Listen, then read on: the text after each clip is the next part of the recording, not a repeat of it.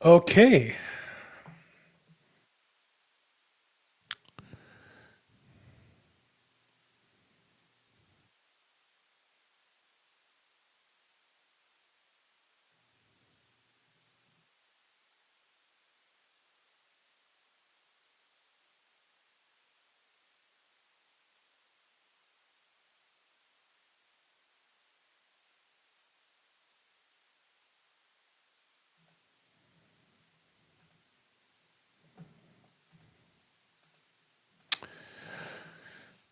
All righty.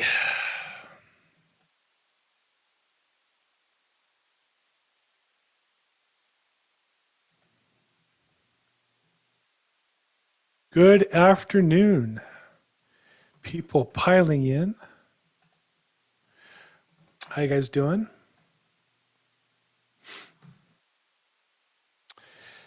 Okay, I would test 1, 2, 3. How we sound? Testing 1, 2, 3. Good. Thank you, Anders. Welcome. Sorry about 1 minute. Actually, I think we're live. How's that? A little different technology today. Okay, I think we have to launch this thing. And I am looking for Nick. Is Nick there? Let's see here. Security. Don't let people unmute themselves. Looking for Nick. Testing 1, 2, 3. We're good. Okay, there he is. Okay, we're getting ready to start here. Hey, good afternoon. It's Tuesday afternoon, 3 p.m. This is our real estate investing Zoom.com, where we get together every week and talk about all things investing in real estate. Let's see, Nicholas. Let me see if I can get you, make you a co-host for one. And two, I think let's get you on, let's get your video on. There you are. There you go. Nicholas Chacon, some eye candy. You got to unmute yourself though. Got it. And then let Well me bring done. you in here. How you doing? Are We we got you in? in. Oh, look at that background. Very nice. Okay, good. So this is our real estate investing Zoom. We get together every Tuesday, 3 p.m. Pacific, 6 p.m. Eastern, and talk about all things real estate investing. From brand new, want to get started, bird doggers, wholesalers, real estate agents, investors, professionals, vendors. We get together and talk about all things investing in real estate, how to make more income, and as importantly, in the long run, to build more wealth. And it's interesting. I happen to have a minor political position. I am, for anybody who lives in West LA, in Los Angeles, we have these things called neighborhood councils, and they're designed to be kind of like a local city council that advise city council. And I'm on the South Robertson, where I live, neighborhood council. And so some member of the public who took exception to some position I had said, oh, Bill Gross positions himself as a real estate investing guru. And I want to say, Oh no, no. I really don't. I am like a lot of people here. I make good income. I'm trying to save as much as I can and build for my family in the long run. And I've done well. And so wherever you are in the stages, if you're brand new and want to get started in your first deal, or your experience, we'd love to hear your deals and try to invest in them. And I brought an investor on here back in November who I actually invested money in and did real well with. I'll share sometime some of those details. But for those of us who want to get started, one of the most important steps is where do I get the deal from? And I find a lot of people go to various coaching programs and systems and spend, in some cases, hundreds, if not thousands of dollars and then they end up, they'll call me up and say, well, I need to build my Rolodex of vendors. And I said, no, you don't. The first thing you do is find a deal. And how do you do that? Well, you're looking for somebody who has property, who needs to sell it. And then they'll say to me, well, where I get the money from, where I get the financing. I'll say, don't worry, find the deal and the money, the capital or the lending will appear. And if you don't find that to be true, call me and I'll prove to you either it's a good deal and I'll get it funded or it's not a good deal and I'll explain to you why. Well, where do you get the deal from? Well, there's a lot of different methods, but at the end of the day, almost all the methods require you to talk to somebody, whether it be on the phone or mail or door knock or drive or social media or something. And the names and data points to reach those people we would call data. And one of the foremost data providers is Nick Chacon, who I've met various ways. Foreclosure Daily is the one that the name, the brand that I think he's most known for. I know him as more Probate Daily. But Nick Chacon, welcome to our call today. Thank you. Thank you very much, Bill. It's good to see you again. And it's again because you were here about a year ago.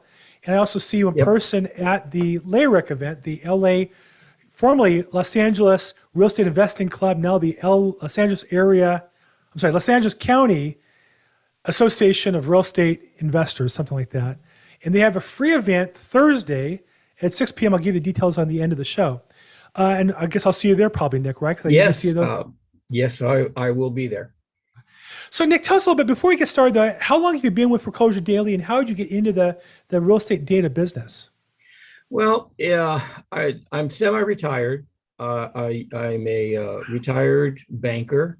I used to work with risk management with Bank of America. Subsequently, from that point of view, I went ahead and got my real estate license, and I was a real estate agent for Century 21 and Coldwell Banker. During the time I was with Coldwell Banker, I had also decided to see if I can get into getting some of my own investment properties. So that's pretty much my background. That was all around 2000 when everything crashed in 2008. I landed up working with a offshore banking company, and I did a lot of international banking at the time. So came back into the business, worked with different investors, handling their properties, and wanted something else to add to that and also be able to meet more people. I came across an ad that Foreclosures Daily was providing and talked to the national marketing director, and they hired me on. I've been with them for about 4 or 5 years now. They had started, they were primarily an internet company. And when they hired me, I was the first one to have boots on the ground because we're basically a national company.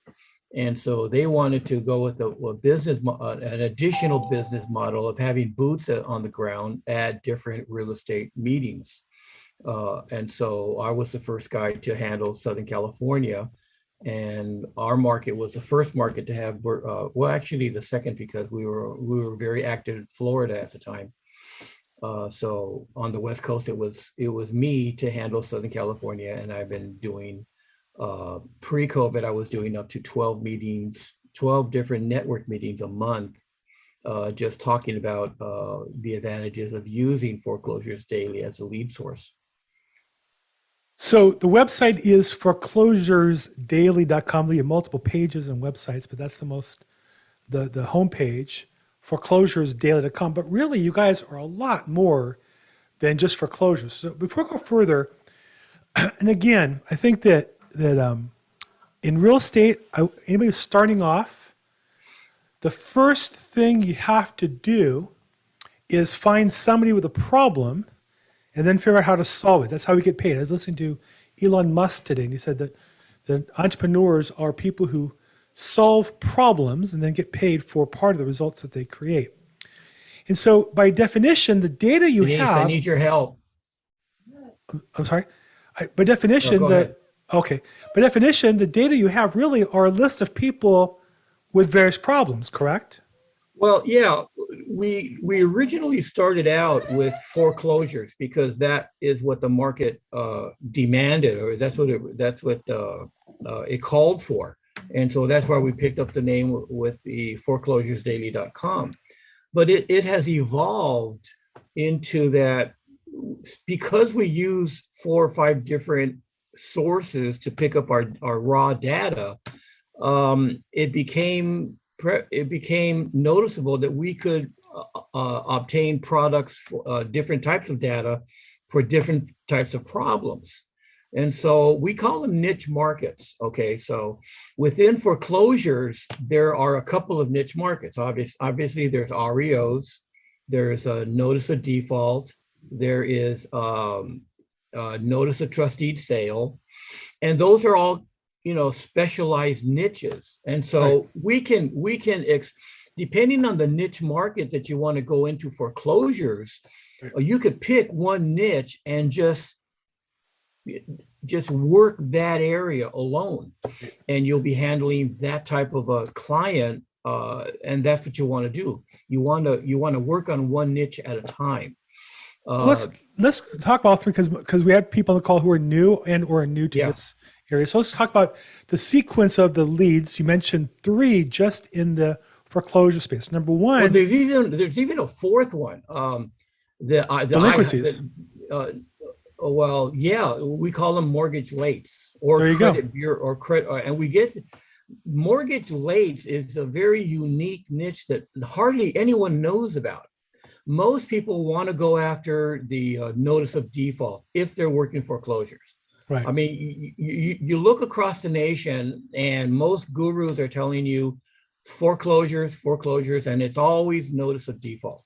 Well, there's the place before it gets to a notice of default is called a mortgage late. And what's cool about this is that if we know anything about foreclosures, it's kind of like an owner that's in default with his mortgage is on a track, okay, and they're headed towards a notice of default. So they're headed towards a foreclosure sale, really. Yeah, exactly. They're headed towards a foreclosure. So in that realm, the first thing that usually happens is they go late on their credit cards.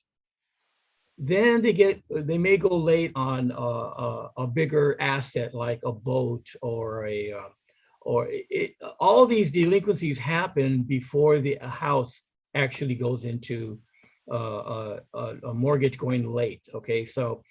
And the banks don't file a notice of default unless it's at least 90 days late.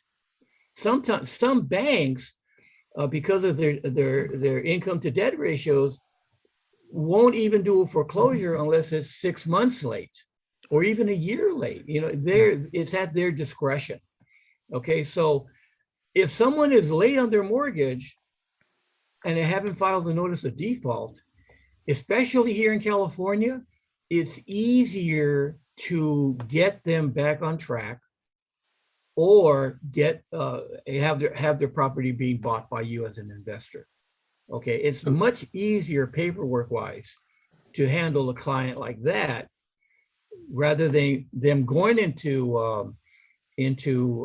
a first trustee, going into the foreclosure process where everything is practically ruined financially for them. And in California, it's very paperwork heavy when you go into a foreclosure. And, that was one of the things I didn't like about being a real estate agent and dealing with trying to get somebody out of foreclosure, because the paperwork was just astronomical. I mean, Bill, you're still in the business. You know exactly what we're talking about. I used to deal a lot in short sales. And boy, all the disclosures that you had to have, all the hoops that you had to go through to qualify them as that, is very difficult. But as an investor, if you can get them at a mortgage late, you're first in line before they go to anybody else. So, and that's the key. That's the key in investing. You want to be the first one there to talk to someone that's in distress. So just to recap real quick, there's about 5 different data points you sell. There's lates, maybe the mortgage or other lates. Then there's actual notice of default. They're at least 90 days late, and the bank has filed in California a formal document publicly that the property is in default, but they have time to cure. Then there's trustee sale, which is mean a sale date has been scheduled and could be imminent. Now, oftentimes they're delayed, but could be sold in 21 days. And then REO, you mentioned real estate owned, means the bank actually now owns the property, and generally banks are in the business of holding property. They're going to get rid of it. And those are different fishing spots that you can choose to fish from depending on where you are in the distressed market. And the thing I appreciate you said that it's best to get there first, but the challenge is they're harder to get because they're only late on the mortgage. They're not as motivated. The later you go, the more motivated they are, but the harder they are to work with because they're kind of beaten up. The earlier they are, if you can talk to them, great, they're hard to reach. And so for all of us, I wouldn't say any of those are the right place to be. I would recognize that each of those are individual niches. Pick your niche and learn the details in your niche and execute that better. Exactly, because each niche you're going to handle differently. Right. Okay, you're going to talk to them differently. Right. You're going to, obviously you want to be empathetic to them.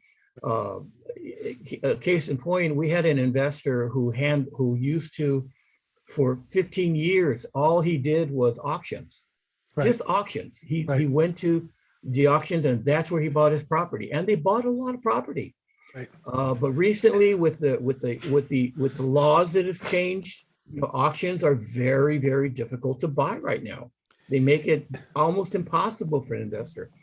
So when I just to give you a quick example of what had happened in an auction, what do? You buy the property, you handle the paperwork, the property is yours, right?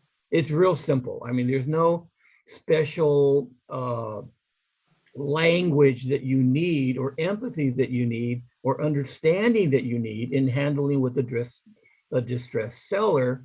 So you just go buy the property. Okay. Now he was trying to find a niche, and he worked in San Diego County, and he had a brother up in Marin County, and they kind of worked together, and that's what they handled. Well, after having a long conversation with him, he discovered pre-probates. Okay, and so what we talked about was the language that was needed to handle a pre-probate, because he now had to learn a whole new language in dealing with distressed sellers. Right. And he, after a good conversation with him about it, and he did his due diligence, he bought a year's supply of pre-probate properties. And the last time I heard, he's doing great in San Diego, and his brother in Marin County. They're doing a phenomenal job, just as good a job, if not better, than what they were doing with auction properties. So he had to change his business model. And so he was willing to listen and take some guidance in some of the things that we offered to him. And it was off to the races with him. So. And I think I've been around long enough. I've been in this business for 36 years that almost anybody who's worked one niche, there's a time period that it runs, and one day that niche ends, and you got to switch to something else. You got to switch over. Several, not by choice, but as the business changed. Okay, so let's do this real quick. Look, Nick's a pro. He's also at the event on Thursday nights. You can walk up and meet him there and talk to him there. But this is meant to be interactive. But more importantly, the more you participate in life, the more money you make, the more people you help, the more value you create. So if you have questions, raise your hand on the Zoom app under reactions. You can raise your little hand, or in the chat box, if you have a question, you can type it out, put a Q in front of it so I know it's a question. If I'd say I watch you to wave your hands and unmute you, but it's hard to see everybody. We have a pretty good sized crowd today, but it's meant to be interactive. So feel free to ask questions, and or feel free to share your information if you want to share a network here, and that's what it's meant to do. I see Ernie Alexander has put his information in, and feel free to share your contact info. Our good friend Anders has a question. Anders, what's going on with you? Pretty good. So I have a question here. So how, so when you get the data and people buy that, so how many others? So is it exclusive, or you sell it to anyone? So you might be like 5 people at the same time calling the same person. That's a really, really good question, and I get that a lot. As an investor, you always want to get a sense that you have exclusive, your leads are being exclusive. Well, this is the way it works. Okay, let's say you're wanting pre-probates. Okay, so what we'll do is that list exclusively goes. You'll get 25 leads a week. A minimum purchase is 3 months. Okay, so you're going to get for what you're buying the first round, you're going to get 300 leads and 100 leads a month times 3 is 300. You're going to get that. Now the way it works is in the middle of each week when we distribute them to you, there may be a list of 200 pre-probate leads. Okay, you being the investor, let's say you're investor number 1. All right, you're going to get 1 through 25. Investor 2 will get 26 through 50. Investor 3 will get 51 through 75, like that. And we will go through the list that way until we've exhausted all of the leads that are available at that given time. And then if there are more investors that we need to service, well, then we just rotate it. Okay, so it really depends on how many leads are available on a week-to-week basis. Right now, there's a lot of leads available. It's amazing what's available right now. Some of the categories like divorce, there's all kinds of divorces that are going in LA County alone right now. So there's plenty of leads. Will you be duplicated? Yeah, you probably will. But that's just the name of the game. You know, your job is to do one of three things. You know, in marketing these leads, you're going to send a letter or write a postcard. You're going to do some skip tracing and get a phone number. You're going to call them. You may if you get phone numbers to their family members, you can call them. You may be able to send an email to them, and wherever possible. And this is a key point in investors that use our data consistently, is you go knock on somebody's door. And you do those three activities, boy, you can get anywhere from a 3 to a 17% response of actually doing deals a month. Because I know that as a fact, because we have investors that are doing up to 17 deals a month on the leads that they purchase from us. So we know it's possible. It's just a matter of doing the work. But here's the thing, I'm going to translate what he just said. He's not saying buy the leads, they come to you via email, they sit there and magically contact people who call you and sign contracts and then send you checks. It doesn't really work like that. This is data that you need to use to go to work. And so you've got to call people, talk to them in a purposeful way, and get them into action. Absolutely. But you can be more efficient with good data than you can with no data or with bad data. And that's what we're here talking about. But I want to make sure I'm not selling this product, though I have recommended them consistently for a couple of years. And I coach agents on how to use this and make money, a lot of money. But the first ingredient is your sweat, is your hard work. There's really no way to success that I'm aware of that you're going to get there without hard work. So, okay. You know, it's very interesting because, as I said earlier, we started in 2008, and we started off with just foreclosures, but it's evolved. We have like 28 different niche markets. Right. And really, it's really a matter of picking a niche and working that niche and working it hard. And that's all that it is. And that's all that we do. Pick one and work it. Yeah. Speaking of work it, Cheryl Williams, I see you there with your hand up. How you doing? What's going on? I'm fine. How are you? Good. Good. Listen, I just wanted to ask, Nicholas, how do you get your data? Because, I'm a real estate professional, a real estate agent, and I, go through title and through this company, Rebo Gateway, but the numbers that I get are just they're all out of 300 numbers, maybe 5 or 10 or 15 of them are, good or no answer or whatever. And it's where are you getting your information from? Public? Most of the information is public records, but what else is there? Okay, so we get, you've asked, there's a couple of questions that you asked in there. So I'm gonna try to address all of them as quickly as I can and as efficient as I can, okay? First of all, we gather our data from the credit bureaus, the courthouses, the Department of Motor Vehicle, the California State of Corporations, and county records. So yeah, if you're working Rebo, that's a direct source to the data. Okay, now, and that's fine. Okay, you're going to get whatever phone numbers you get out of Rebo, you're getting it directly from there. You're also getting it from title companies. Okay, so a quick story about title companies. Kevin Sales. Now, Bill knows Kevin Sales. You may know Kevin Sales. Kevin Sales is a title rep for Lawyers Title, and we work very closely with him. We got to meet him 5 years ago. We actually promote his book, How to Buy Probate Properties, Probate's 101. So it was really interesting because at the network meeting that we met him at, we had a table there, he had a table next to us, and we showed him our data. We actually had an Excel spreadsheet on the table that exposed all of the data that we get on probates and pre-probates. And he was astounded by it. And the word that came out of his mouth was, the amount of data that you're showing me right now that you would sell, I don't even have access to a quarter of that data. Okay, so if I don't have access to it and you do, what's going on?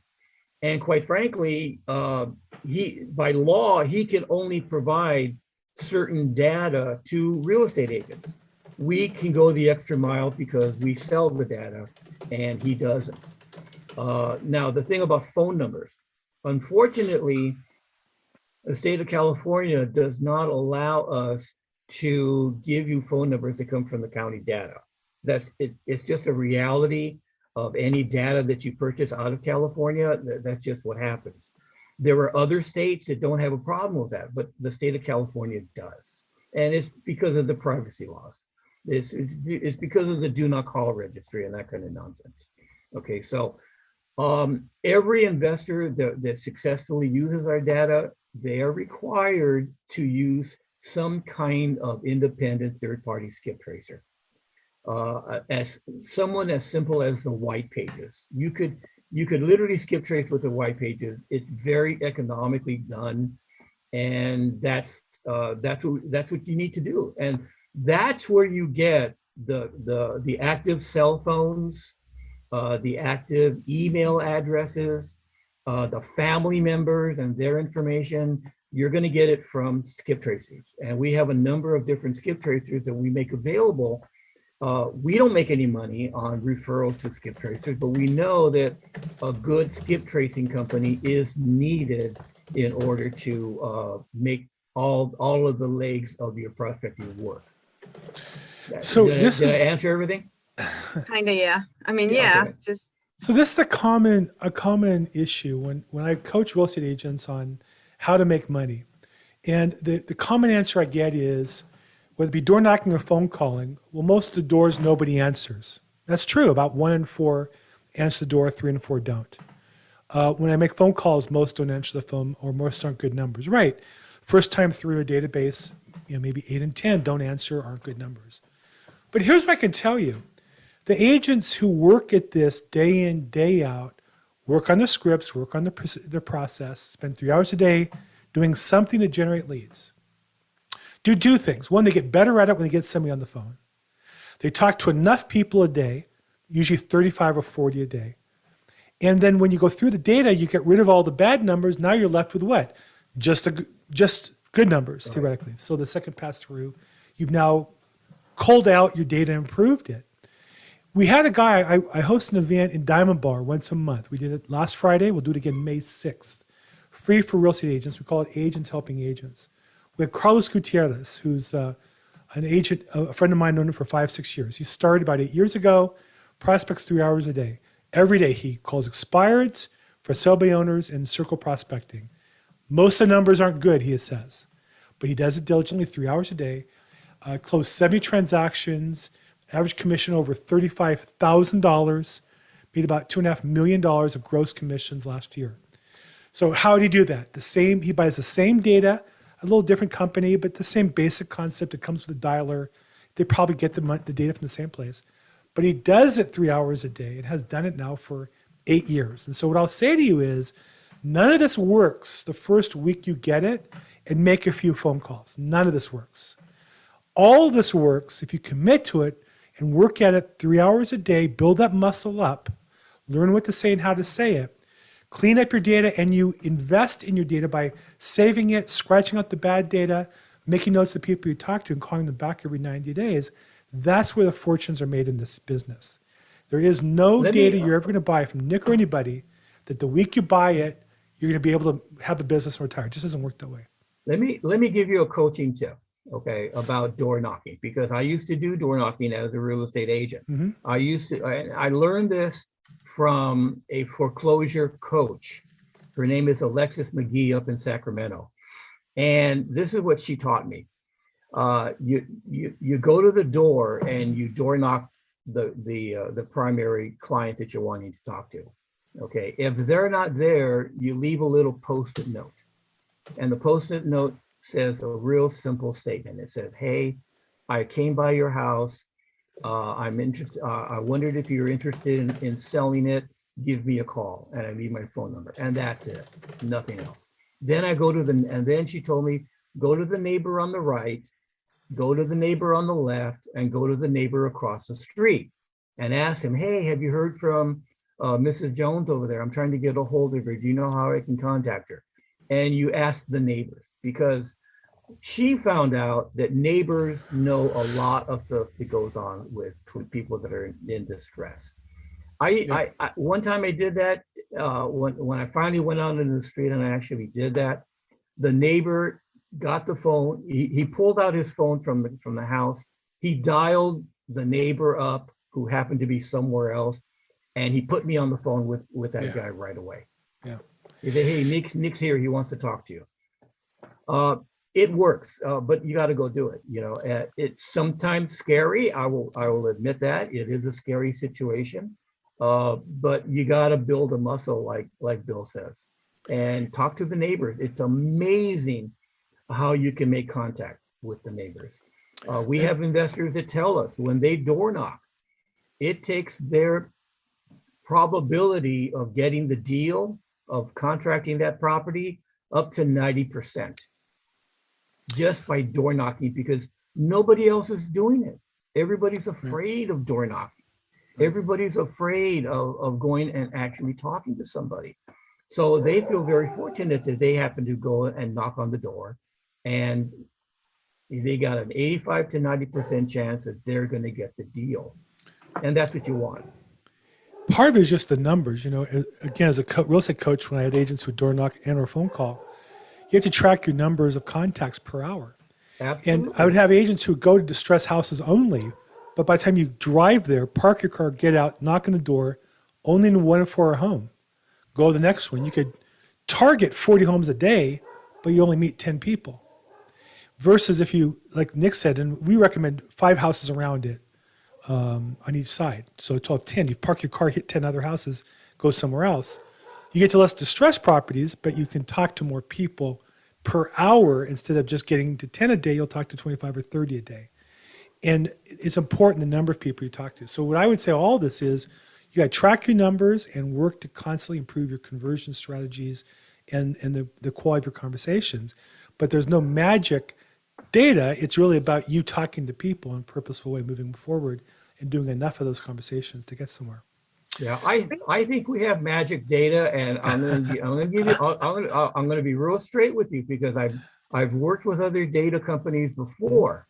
Okay, what's unique about Foreclosure's daily data is that, number one, when we deliver your data, and we deliver it by either sending you a spreadsheet, or we'll send you a portal and you will pull the data yourself.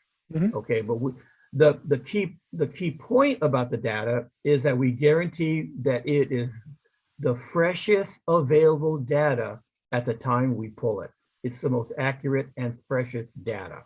Number two, we also guarantee that the data will have real estate attached with it.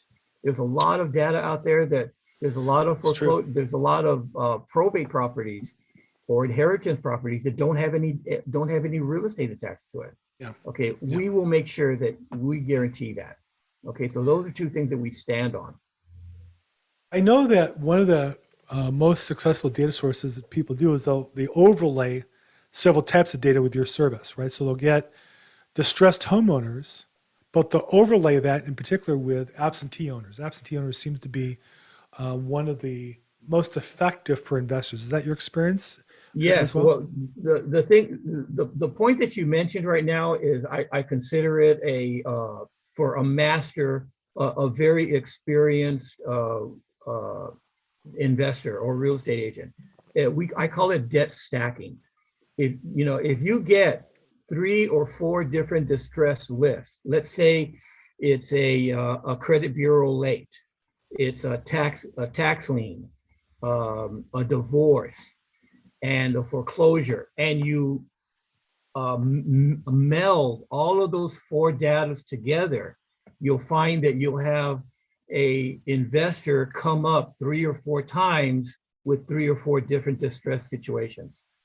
And that signifies that that investor has a high probability of wanting to get rid of the property right away, as opposed to someone that just has one level of stress. That's a great way. There's actually a guy out in a broker out of Canton, Ohio, that has done this. He's the guy that discovered it, and I got to work with him for a little while, and it's a phenomenal way of stacking your data, right, and getting different layers of distress.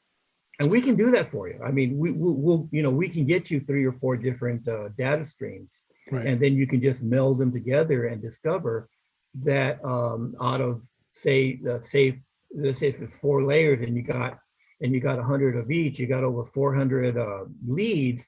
It'll whittle down to about 20 or 30 quality leads, and Right. and those are the ones that you target first. Right, and particularly absentee owners for real estate agents, because many local sellers, even in distress, will say, well, I have a local realtor already. But if they have the area, odds are they don't have anybody in their pocket other than maybe whoever sold them the house, or maybe they inherited the house. So that becomes a stream to increase your success as well. Yeah, see, Okay, those Ken. those are 3 different lists that you just talked about right there, Right. Bill. Right. One is that there's an abandoned property, in which case that information we can get from the post office because you have return mail. The other one is an inheritance property. Okay, and then the one that you didn't mention was an abatement property, where the Right. city has closed down the property because Right. of a code violation. Okay, Right. those are great properties to go after, especially the abatement properties. Nobody likes to touch those. Right. No one likes to touch them. It's kind of like, oh my God, it's too big of a problem to handle. And they don't know who to talk to when you get a hold of that kind of property. And we know who you can talk to. So, and we have those types of lists available. So one of the challenges when we find a lead is they have a problem, but they don't have the whole picture, right? So they know they're behind, they know they're over their heads, they're not sure, they're thinking about selling, they don't know how much they owe. And that's where having other data besides what you sell, which is more from the title company information on ownership and China title. I know Kevin Sells is one of your kind of partners or teachers of your product. And I know people who subscribe to Probate data, get a copy of his book and get a discount. I know on the line, we also have another title rep, by coincidence, Kevin. It's not true that all title reps' first name is Kevin, by the way. That's not true. But we have Kevin Russell from Commonwealth. It's really important to have something like that on your Rolodex or in your I'm dating myself, bookmarked to contact to get more research as to the details of the property, because I'll reach people who are in distress in the property, they're out of state, and they'll say, well, I don't really know. I think it was my mother's name, my father's name, my grandfather's name. Can you help me?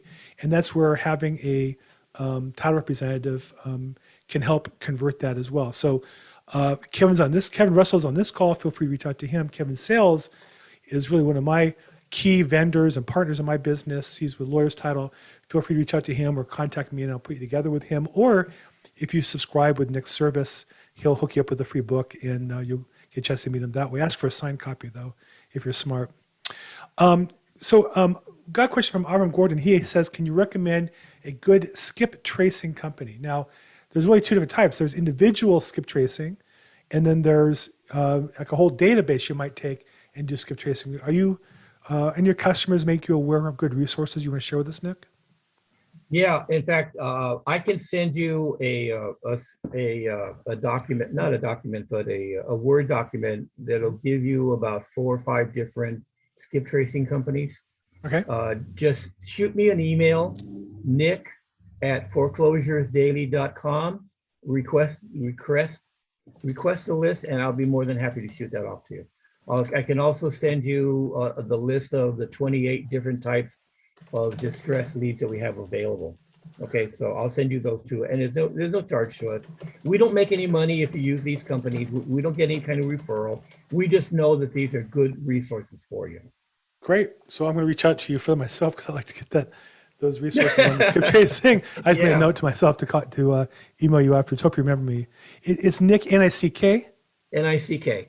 There you go. Yeah, Nick, N-I-C-K at foreclosures with an S, daily.com. And I put it in the chat box as well. Yep. Good. Anders has his hand up. Anders, what's on your mind? Just a follow-up question on the skip trace companies. There, do you know the quality of those that you recommend? That the numbers are pretty. The numbers you get are pretty good. I used a skip trace company that was, I called a bunch of number and maybe 20% were something that someone else answered on the other end, and sometimes he was the wrong person and so forth. Yeah, all I can say is these are companies that some companies I have actually used. Other companies look, Foreclosures Daily is in the data mining business. Okay, so yeah, there are some companies out there that aren't that good, and there are some companies that are really, really good. There's also a range in your fee. And I find that if you really, really want a good skip tracer, it's not going to be inexpensive. It won't be cheap. If you want somebody inexpensive and get a 20 to 30% value of the skip tracing that you get, go to White Pages. Okay, and White Pages, they're good, they're okay. Okay, you're going to spend like $20 a month and you'll get unlimited amount, but you're going to be doing it individually. But if you have a spreadsheet, then you're going to need to pay a little bit more money to get a good skip tracing company to do the work for you. And there are good companies, and there's one that's it's on the list. I will highlight it in yellow. It's skip tracing on steroids. They're that good. Okay, so, and I'll be more than happy to share. I'll share that information with you. Not a problem. And keep in mind, there's two different types. When people say skip tracing, there is enhancing a database where you get 100, 200, 500 leads, and some don't have phone numbers or don't have good numbers, and you want to upload that list and add phone numbers to it, or pan phone numbers or emails. And there's research, which is one at a time. And the research is going to be deeper and better because by definition, it didn't pop up on the first spread, it's going to come up on the second. So by definition, when people try to skip trace one property and can't find it, that's because it's hard to find. That person's phone number isn't under their name. They have a cell phone that's under their child. Avram has a hand up, and I have my dog barking, so I'm going to turn it over to him real quick. Okay, thank you. Thanks. So there's a neighborhood that we're interested in. We live in California, but we're investing out of state because we didn't have the resources we felt to deal with the market here. We're in Kansas City. I found a neighborhood where I like the area. I think it's coming up, and I did a survey. I found some vacant properties. I looked up the property owners, and they're all LLCs. And I have just hit a brick wall trying to penetrate who they are. If I get an address and I go to that address, if someone else lives there, not the person that's the manager of that LLC. It's just, so far I've gotten nowhere. You can attack that one of two different ways. One, you can go to the state for you said Kansas, yes? Kansas City, Missouri. Yeah, you can go to State of Corporations, the Department of Corporations, and get the information from them, or you can pay us and we'll do it for you. Either way. You could do it for me, because I've I've gone to the site and I get a name, and then that's not the right name at that address. we can check into that for you. That's not a problem. The other is that if individually, okay, what you could do, and I've done this before, you can go to your title rep and pull up a property profile on it. Okay, and now you'll get documents.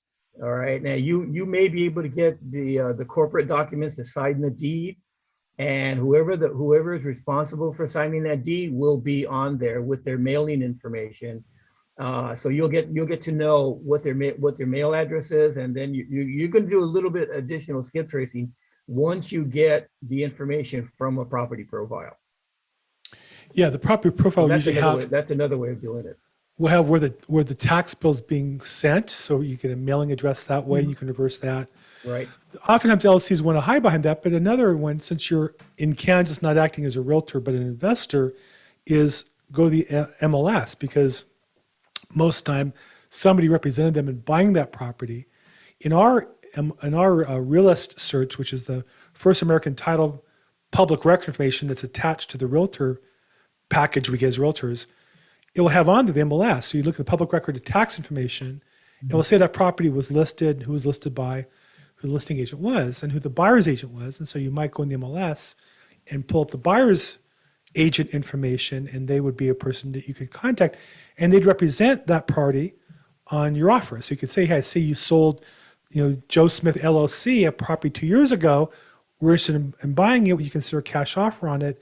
You represent them. You make an offer to them, the property that way would be another way to get there. But it's challenging because they're trying to be anonymous. So you're trying to undo what they spent money to do, right?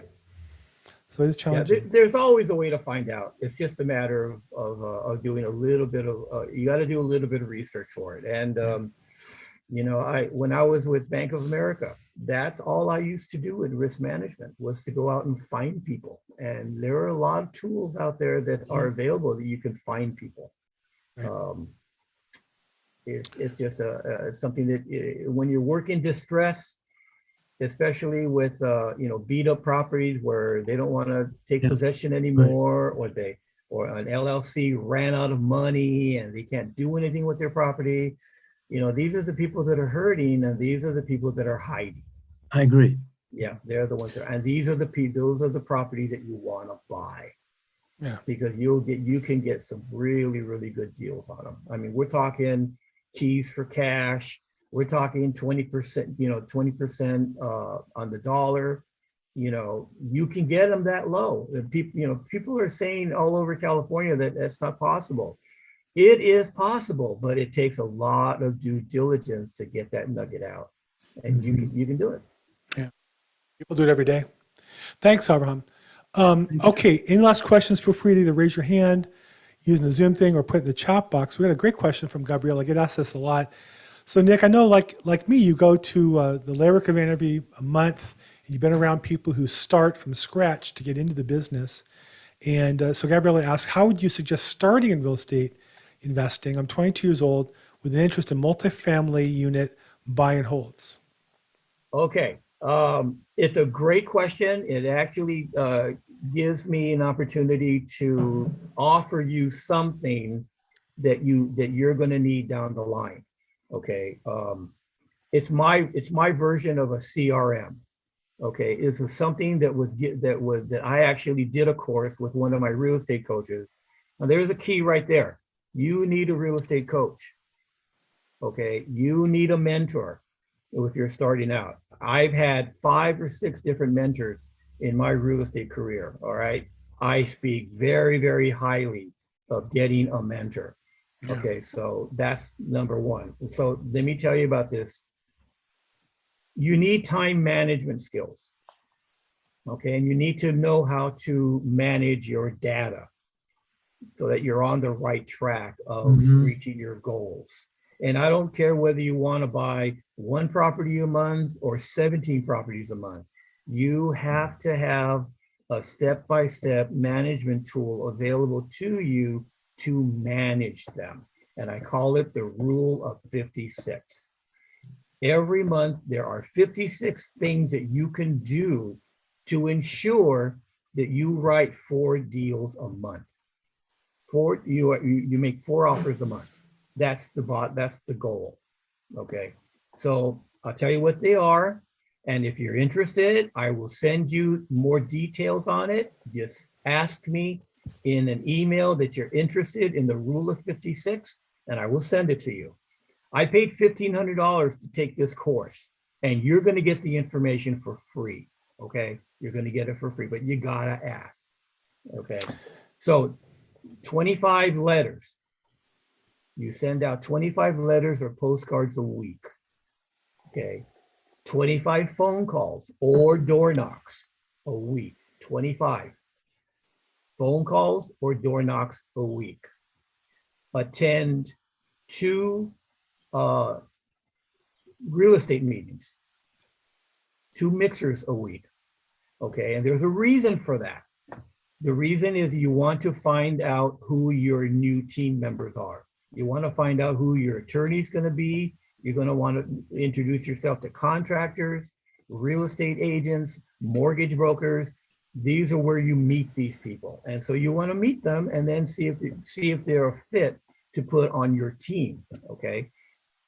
And then the last thing is you write 4 offers a month. Real simple, real simple. So I have an Excel spreadsheet that you put all the data in there so that you can track yourself and see how you're doing with your phone calls, with your letter writing, with your door knocking and writing offers. Okay? Gabrielle, can I ask you, put in the question specifically being new that you want to be a multifamily unit buy and hold. So tell me about that. What is it about that strategy that interests you in particular? So, okay, well, hi everyone. My name is Gabriella. So I'm 22. I would say I'm starting out this venture pretty young. I'm working full-time now. I'm taking time off of school, and I realize I don't want to get sucked into like the corporate world where I'm just living day to day, kind of making ends meet. And so I want to start investing, and I kind of understand that the stock market investing is more volatile than real estate investing. So I was hoping to get into something more passive income wise. So like the buy and holds, like apartment, like landlord type income flow. And so I'm trying to go to meetings and I'm trying to like ask questions. And so I'm really starting off from scratch. But from what I understand, it's the buy and holds is the kind of safest way to invest because it's such a predicted income.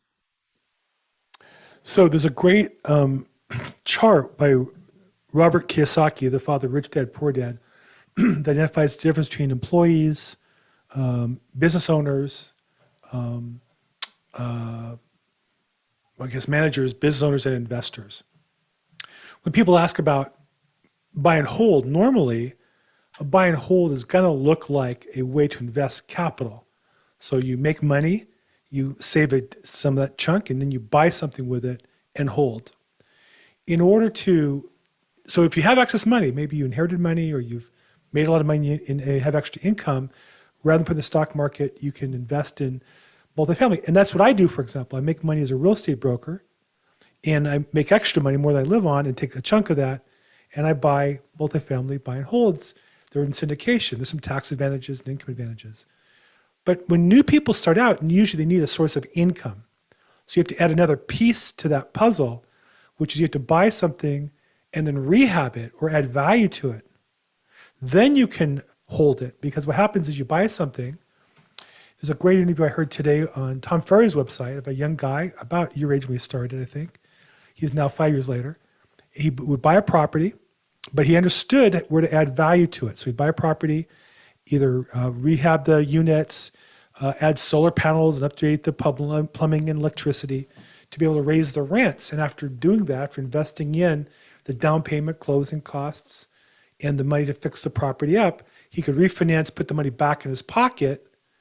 Now he had positive cash flow and take that same capital and buy another property.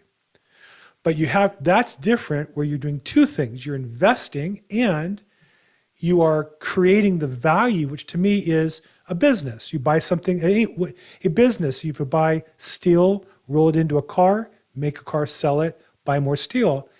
In real estate, what you're talking about is buying a property, fixing it, refinancing it, and then redeploying the capital. The challenge is the first buy. What I'll tell you is if you find a deal, there'll be people with money who'll bring you in for a piece of that deal. On this phone call, we have a number of them. So what I'd say to you is the key is find a deal. Learn how to find deals. You get paid for that income.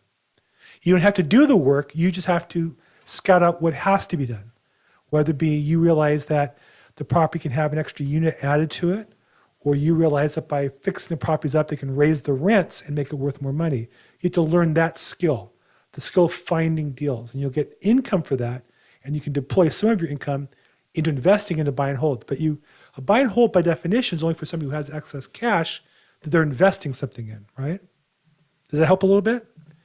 So where do you go to learn how to do that? Turns out Thursday night, I don't mean make an advertisement about it, but I was going to wrap up tonight's call. If you'd like to see me in person and or Nick in person as well, we're both vendors. We pay money. And I don't even sell anything. I just go there to meet people at the LA. It used to be called the Real Estate Investment Club. They changed their name. I'm going to share it on the screen right now. But it is in, Gabriella, where are you located?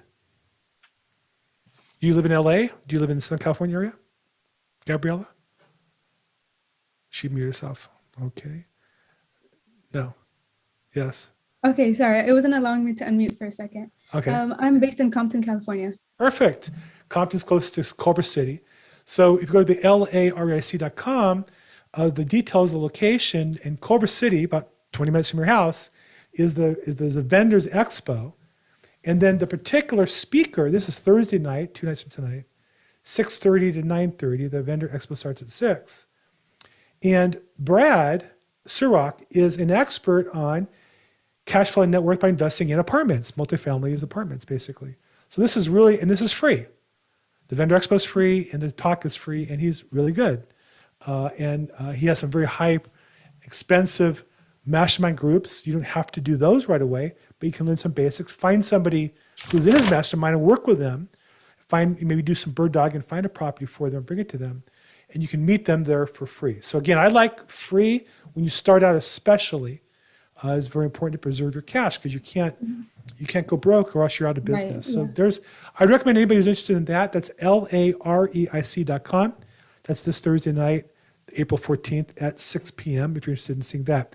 If you want, so I'm going to wrap up here. Nick, thank you so much for the time because we're getting to the end of the hour. Nick Chacon from Foreclosures Daily.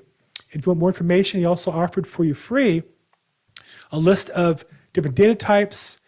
He also offered you skip tracing resources. Email him at nick@foreclosuresdaily.com. It's NICK at foreclosures with an S, daily.com. It'll be in the show notes. I'm Bill Gross. I'll see you guys hopefully Thursday night at 6 o'clock at the Iman Center. I'll tell you, I don't go out at night. Normally I work all day long. I work hard from 8 o'clock to about 5 or 5:30 to 6 o'clock. I never like to go out at night. Once a month I go to this event. I'll also tell you I'm Jewish, I'm religious, I wear a kippah, and I'm going to a Muslim center. Why would I go there? Because I want to meet you guys and do real estate. They're actually nice to me. I've never had a problem. But it's not normally where I hang out, I guess is my point. But I'm going to go there. And it's hard to park, so get there early. I'm even going to take an Uber to get there to make it easier to get in and out. So show up there Thursday if you'd like to. We do this call every Tuesday. It's realestateinvestingzoom.com. We do it every Tuesday, 3 p.m. Pacific, 6 p.m. Eastern. It's streamed live on YouTube and Facebook and LinkedIn. And it's on my social medias, Bill Gross at EXP. So thank you very much for everybody who participated today. Again, thank you so much, Nick. As always, really appreciate you helping us and make today your best day ever. Thank you, everybody. It's a pleasure. Thanks again.